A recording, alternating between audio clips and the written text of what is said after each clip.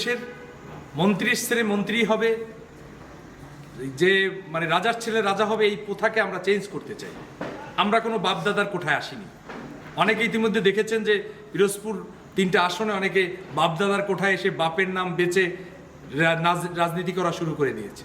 হাইকোর্টের নির্দেশে আবার মনোনয়নপত্র দাখিলের সুযোগ পেলেন গণ অধিকার পরিষদের প্রার্থী মুন্না।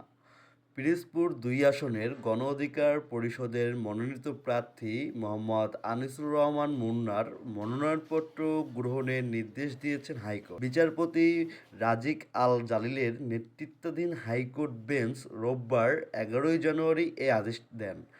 আজ মঙ্গলবার ১৩ জানুয়ারি রাত ৮টা ৪০ জেলা রিপোর্টিং কর্মকর্তার কার্যালয়ে উপস্থিত হয়ে মনোনয়নপত্র জমা দিয়েছেন আনিসুর রহমান মুন্না। জানেন যে সর্বপ্রথম আমি আল্লাহর কাছে কৃতজ্ঞতা জানাই এবং আমি আমার যারা আমার সংগ্রামী সভাপতি নুরুল হক নূর এবং আমাদের দলের গণ অধিকার পরিষদ ছাত্র যুব শ্রমিক সবাইরই একটা এখানে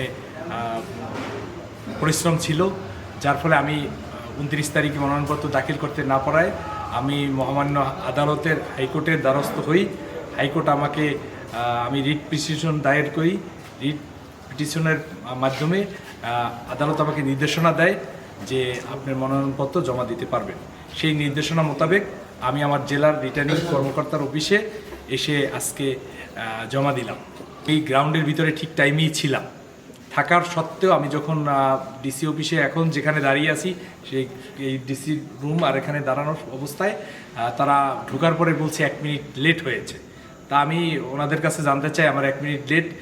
দেখেন, নির্বাচন কমিশনের একটা বই আছে এখানে, এখানে আইন মানে একটা বিধি আছে, যে বিধিতে ছোটোখাটো কোনো ভুল হলে সেটাকে স্থানীয় পর্যায়ে নেয়। তো ১ মিনিট এটা কোনো অনেক বড় কিছু না, কিন্তু আমাকে সেখান থেকে আমি কেন্দ্র করে আপনার ইয়াতে গেলাম, অর্থাৎ নির্বাচন বরিশালে গেলাম, আঞ্চলিকে যে প্রধান, তারপরে বিভাগীয় কমিশনার, সেখান থেকে ঢাকায় সচিব, সিনিয়র সচিব, নির্বাচন কমিশনার যারা দায়িত্বে আছে ৫ জন, তার ভিতরে আনোয়ার হোসেন ৩-এর একজন, তার কাছে গেলাম।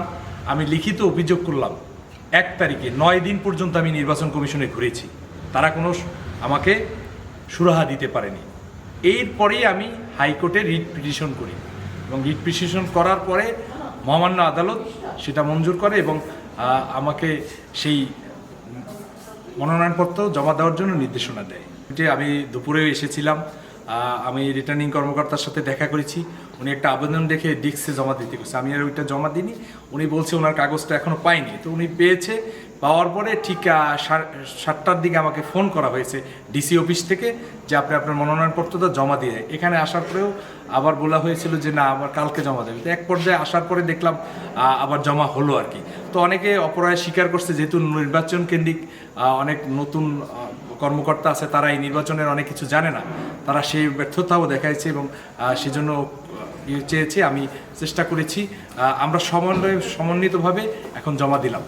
দেখেন, আমি একজন সাধারণ মানুষ, আমি সাধারণ মানুষের সাথে থাকতে চাই। আমি কোনো অট্টালিকায় বড় হইনি। আমার বাড়ি পিরোজপুর ২ আসনের ভান্ডারিয়া উপজেলায় ভিটাবাড়ি ইউনিয়নে। আমি সাধারণ মানুষের, আমার একটাই ইশতেহার যে আমি যে কাজগুলো করব সেটা শুধু জনগণ যে কথা বলবে সেই কাজগুলো করব। আমাদের মূলনীতি গণতন্ত্র, ন্যায় বিচার, অধিকার, জাতীয় স্বার্থ নিয়ে কাজ করব, সেটাই হচ্ছে জনগণের চাওয়া।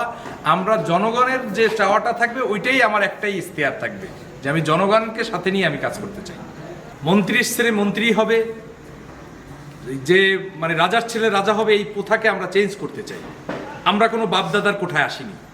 অনেকে ইতিমধ্যে দেখেছেন যে পিরোজপুর ৩টে আসনে অনেকে বাপদাদার কোঠায় এসে বাপের নাম বেচে রাজনীতি করা শুরু করে দিয়েছে। আমরা বাপদাদার কোঠায় আসিনি, আমরা রাজপথ থেকে গড়ে উঠছি। এই ২৪-এর গণঅভ্যুত্থানে জীবন বাজি রেখে রাজপথে ছিলাম। আজকের যে নতুন বাংলাদেশে সবাই কথা বলতে পারতেছি, সেই বাংলাদেশের শুধুমাত্র কোনো ব্যক্তি বা বিশেষের নয়, কোনো দলের নয়, সকলের। তার ভিতরে আমিও একজন অংশীদারিত্ব, আপনারা যারা সাংবাদিকরা সকলে অংশীদারিত্ব, প্রত্যেকের এখানে পারফরমেন্স আছে। তাই আমি চাই যে আমাকে এদেশের একজন সাধারণ মানুষ হিসেবে একজন প্রতিনিধিত্ব করার জন্য এইবার মানুষ ভোট দিতে পারবে এবং সেই সুযোগটা দিবে।